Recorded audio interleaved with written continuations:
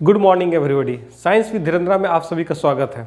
मैं धीरेन्द्र कुमार आज आप सबों को साइंस विद धीरेन्द्रा में द नेचर ऑफ मैटर के बारे में बताऊंगा। आज मैं बताऊंगा कि मैटर क्या होता है, उसकी खासियत क्या होती है, वो कितने तरह के होते हैं। आप सभी बच्चे अपने अगल बगल में ढेरों तरह के चीज़ को देखे होंगे, बहुत सी वस्तुओं को देखे होंगे।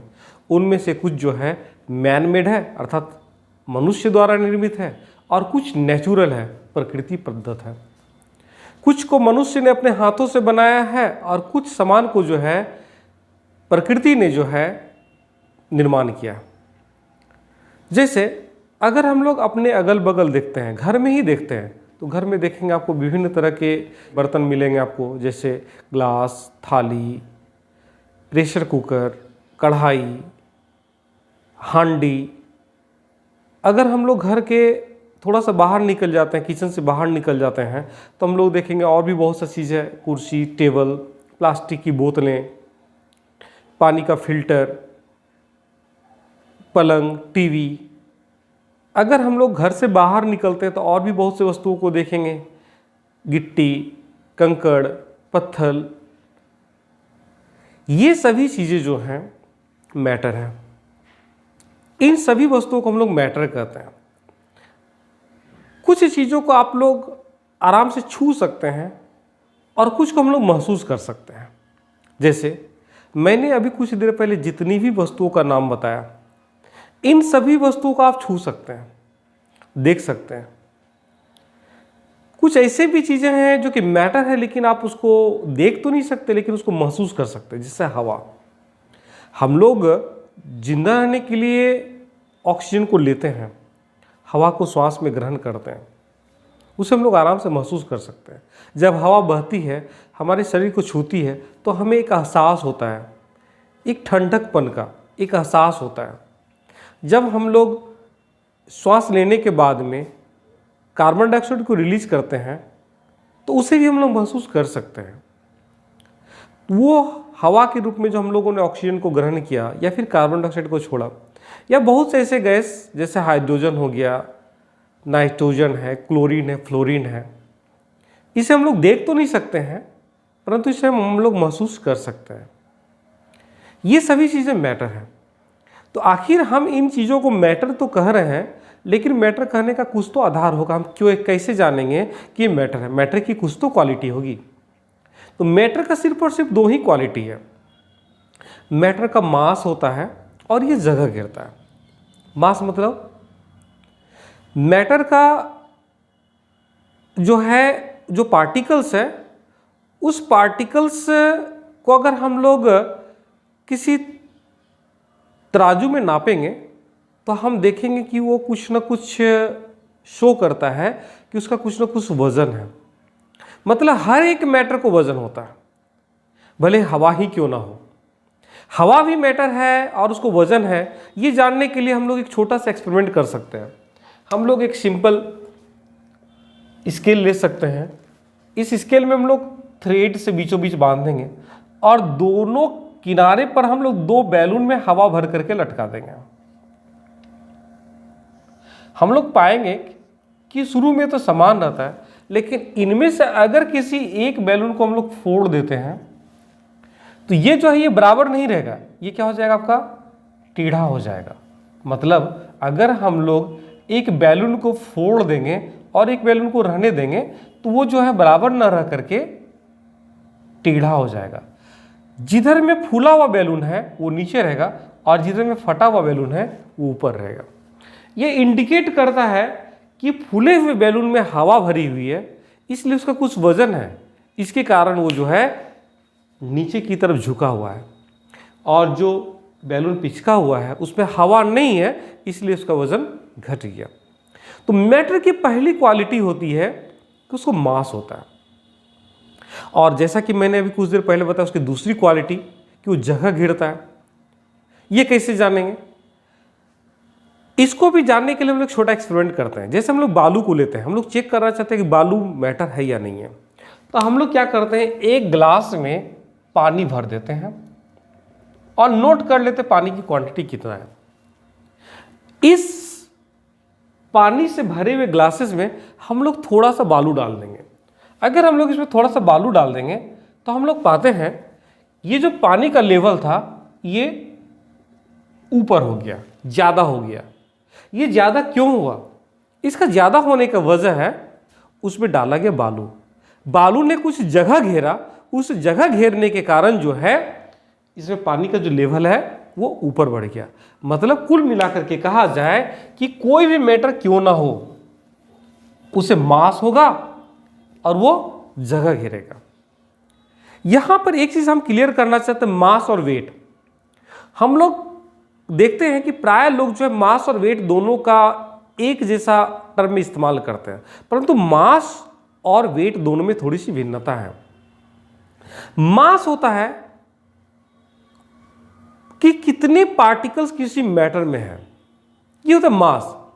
और जब उसमें हम लोग ग्रेविटेशन फोर्स लगा दें तो हो जाएगा वेट।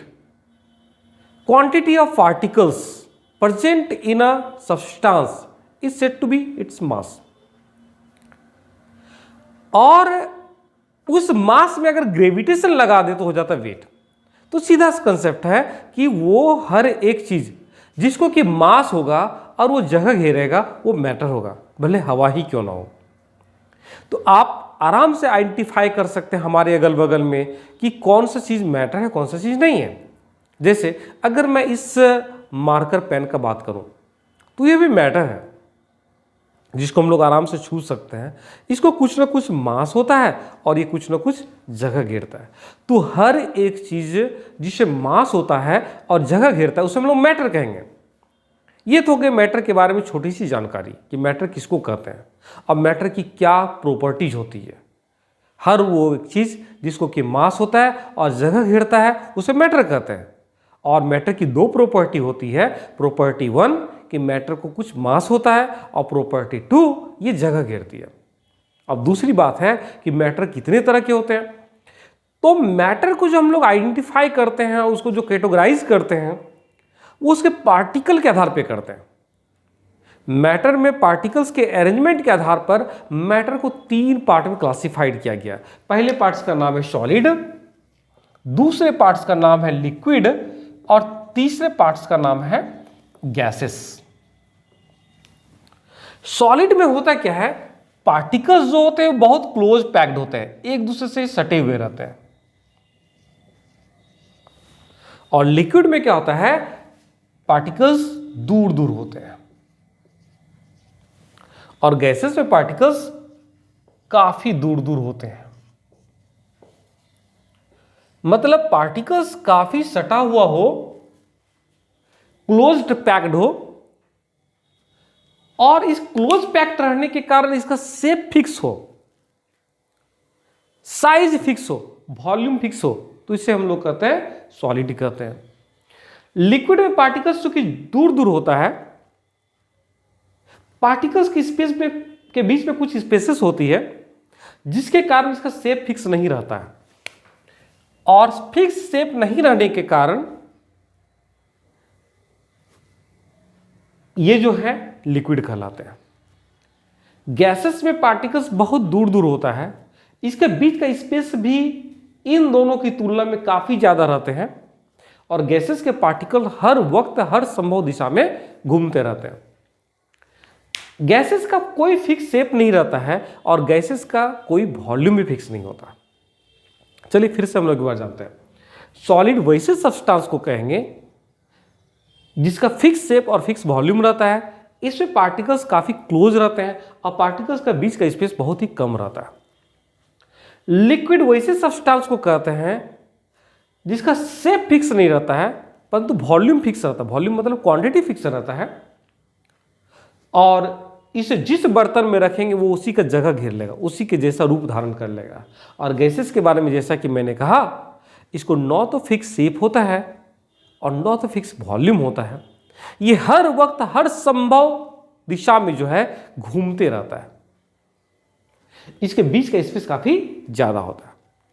तो हम लोग आराम से किसी भी सब्सटेंस को कि सॉलिड है कि लिक्विड है कि गैस है वो पता लगा सकते हैं। जैसे अगर हम लोग बात करेंगे गिट्टी का, कंकड़ का, बालू का, तो ये सभी मैटर हैं। क्यों है? क्योंकि गिट्टी का शेप फिक्स होता है, उसका वॉल्यूम फिक्स होता है। लेकिन अगर हम बात करेंगे केरोसिन का, पेट्रोल का, घर में जो हम लोग विभिन्न प्रकार के ऑयल का इस्तेमाल करते हैं, चाहे खाने के रूप में या फिर ब्यूटी के रूप में, जैसे सरसों तेल हो गया, सूर्यमुखी का तेल हो गया, पाम ऑयल हो गया, ये सभी लिक्विड है। पानी हो गया, ये लिक्विड है। आप लिक्विड को जिस बर्तन में रखेंगे उसी का जगह घेर लेगा। और गैसेस, जैसे गैसेस के केसेस में fluorine, chlorine, oxygen, carbon dioxide, nitrogen, ये सभी जो है आपका गैसेस है।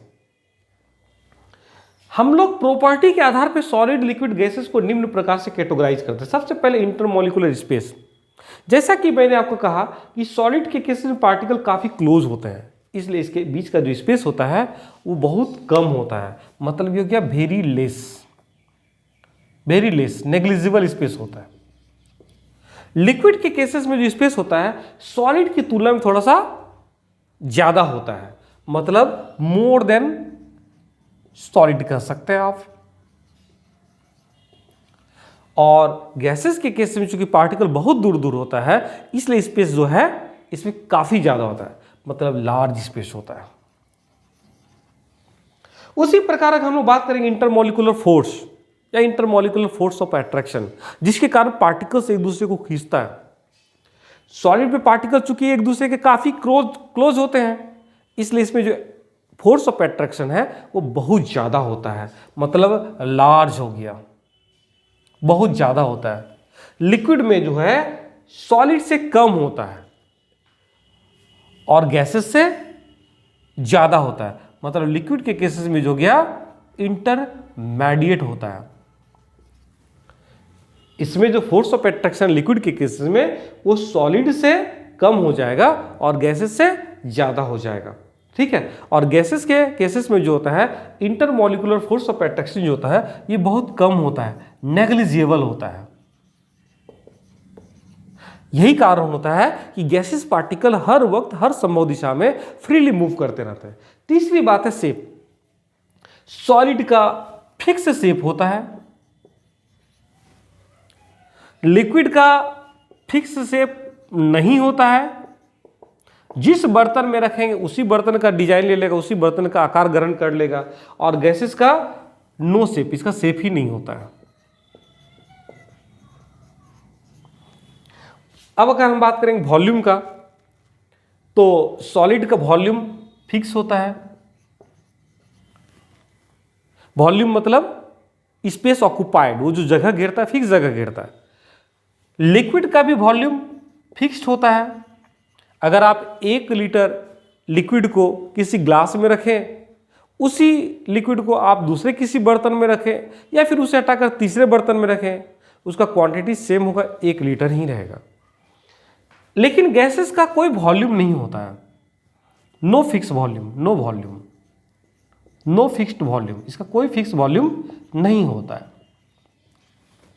और फ्लूइडिटी मतलब movement of substance from higher altitude to lower, मतलब ऊपर से नीचे की ओर जो बहते हैं उसी को हम लोग कहते हैं फ्लूइडिटी। सॉलिड का चूंकि फिक्स शेप होता है इसलिए फ्लो नहीं करता है, नॉट फ्लो। लिक्विड हमेशा जो है ऊपर वाले जगह से नीचे की तरफ बहता है। जैसे आप अगर कहीं पर भी पानी गिराएंगे तो देखेंगे पानी जो है धीरे धीरे जिधर स्लोप रहता है उधर वो बहने लगता है, मतलब ये फ्लो करता है। लेकिन कैसे? Upper two lower. और जो गैसेस पार्टिकल होता है ये जो है ऑल डायरेक्शन में फ्लो करता है, ये सभी डायरेक्शन में जो है मूव करते रहता है, ब्लो करते रहता है। तो इस प्रकार से हम लोग आराम से मैटर की जो 3 स्टेट है, सॉलिड, लिक्विड, गैस, उसको आइडेंटिफाई करते हैं। तो आई एम श्योर आज की क्लासेस में आप आसानी से समझ गए होंगे मैटर क्या होता है, मैटर की प्रॉपर्टी क्या होती है, मैटर कितने तरह के होते हैं, और मैटर की जो टाइप्स हैं सॉलिड, लिक्विड, गैस, उसमें कैसे हम लोग कंपैरिजन कर सकते हैं, किस प्रकार से हम लोग पहचान सकते हैं कि कौन सॉलिड है, कौन लिक्विड है और कौन गैसेस है, उस पर क्या डिफरेंसेस होती है। धन्यवाद।